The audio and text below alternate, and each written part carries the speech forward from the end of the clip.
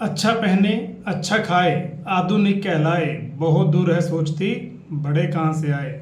जी हाँ प्रिय साथियों, आप जानेंगे होंगे, बात कर रहा हूँ वृषभ राशि की।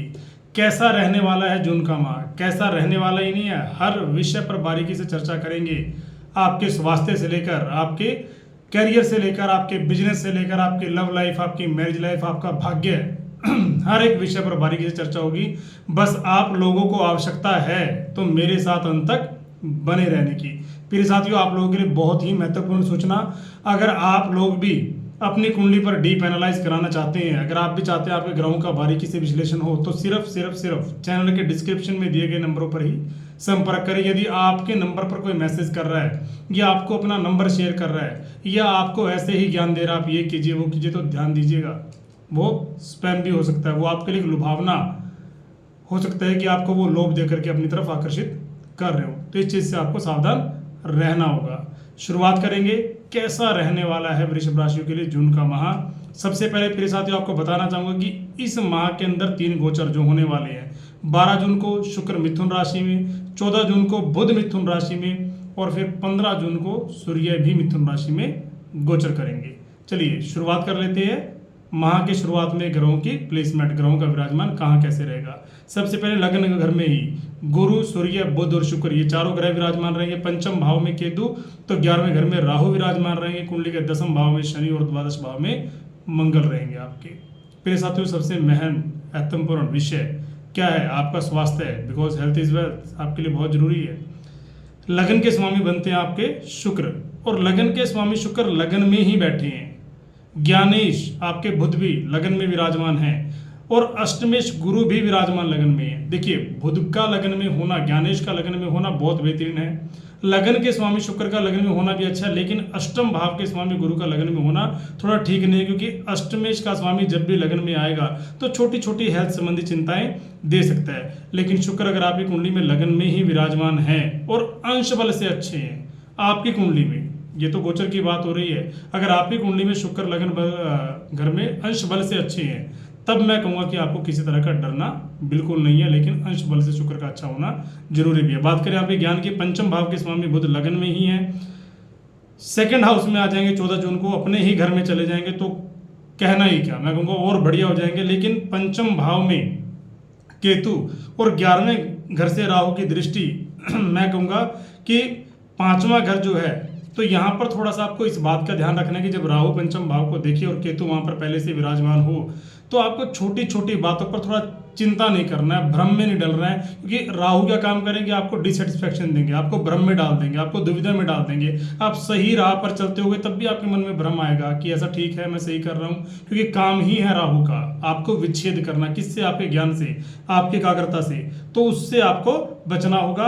और 14 जून के बाद तो मैं कहूँगा कि बहुत बेहतर होने वाला। अगर कोई भी अपनी एजुकेशन से लेकर अच्छा डिसीजन लेना है तो 14 जून के बाद ही लीजिएगा। बात करें लव लाइफ की, 5वां घर प्रिय साथियों ज्ञान और संतान के साथ साथ आपकी लव लाइफ का भी, और पंचम भाव के स्वामी बुध लगन में हैं। लेकिन वही बात दोहरा रहा हूँ कि राहु जो 11th हाउस में बैठकर पंचम को देख रहे हैं, वो अपना काम तो करेंगे, जो उनका काम है विच्छेद करना, भ्रम डालना, दूरी पैदा करना, डिस्टेंस क्रिएट करना, क्योंकि इनका स्वरूप है विच्छेद कराने का, वो तो करेंगे। लेकिन शुक्र बुध लग्नेश और पंचमेश की युति जो लगन में है, ये कह सकता हूँ बहुत बढ़िया, आपको थोड़ा रोमांटिक बनाएगा, प्रेम संबंधों को आप आगे और बढ़ाएंगे। बस जो राहु का काम है कि चलती राह में रोड़े अटकाना, बेवजह का विघ्न ढालना, इसको आपको बैलेंस कर लेना है। यानी शक की भावना से नहीं देखना, बेवजह भ्रम में नहीं डालना, बेवजह दुविधा में नहीं डालना। और मैंने बोला है कि लग्नेश और पंचमेश की युति जो लगन में है, तो वो आपके लव लाइफ को, रोमांस को अच्छा करेगी। लव लाइफ को लेकर कोई यात्रा, कोई आप अच्छी सी पार्टी प्लान भी कर सकते हैं। बात करें आपकी मैरिज लाइफ की, 7th लॉर्ड 12th में अपने घर में, तो संभव है कि पार्टनर इस समय थोड़ा सा मूडी हो सकते हैं। बस ध्यान का रखना है कि इस समय आपको सिर्फ ये कि यहाँ पर 1 और 12 का संबंध बन रहा है। कैसे 1 और 12 का संबंध बन रहा है? क्योंकि आपको पता है कि आपके 7वें घर के स्वामी मंगल जाकर बैठ गए हैं द्वादश घर में, तो 1-12 का संबंध बन गया। जब 1-12 का संबंध बनता है और शनि की दृष्टि भी है, तो थोड़ा कह सकता हूँ कि पार्टनर आपसे आर्ग्यू करें, या बेवजह मैं की भावना हो, या अपनी ही बात मनवाने की कोशिश करें, और उस समय आप अपने आप को एडजस्ट ना कर पाएं, तो थोड़ी सी तू मैं लाइक परेशानी जो नॉर्मल घरों में चलती है वैसी हो सकती है। लेकिन पारिवारिक यात्रा के लिहाज से बहुत बढ़िया, कोई धार्मिक यात्रा, पारिवारिक यात्रा इस समय के अंदर होगी। ऑल ओवर डर ना के बराबर समझिए। सबसे इंपॉर्टेंट विषय, भाग्य कैसा रहने वाला है। 9th लॉर्ड शनि 10th में, यानी ये बन गया धर्म कर्माधिपति योग। धर्म कर्म कीजिए इस समय के अंदर, बहुत बेहतर होने वाला है। भाग्य के साथ साथ, क्योंकि कुंडली का जो 9th हाउस होता है प्रिय, वो धर्म का भी है, और धर्म का स्वामी जब कर्म के भाव में बैठ जाए या कर्म का स्वामी धर्म के भाव में बैठ जाए तो इसे कहते हैं धर्म कर्माधिपति योग। ये बहुत ही बढ़िया है। और गुरु की दृष्टि भी भाग्य भाव पर है, यानी भाग्य के दृष्टिकोण से बहुत बढ़िया।